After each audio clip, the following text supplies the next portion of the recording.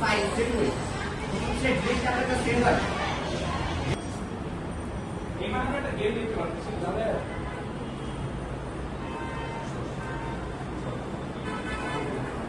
এখানে একটা গেম দেখতে পাচ্ছি, এটা একটা সাপের গেম।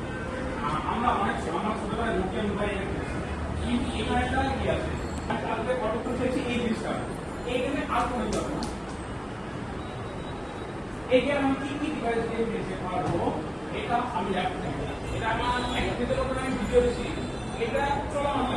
আর যারা পাইথন প্রোগ্রামিং শিখতে চান তারা আমাদের সাথে যোগাযোগ করতে পারেন। আমরা ডিসেম্বর থেকে অনলাইন শুরু করব, কারণ আমাদের ল্যাবে ল্যাপটপ কম্পিউটার কোনোটা কাজ করে না, এর জন্য আমাদের কিছু কারণে আমাদের অনলাইন শুরু দিতে হবে। এইটাও কোনো বিষয় না, এটা যেমন লাগে যদি আমি গেমটা প্লে করি,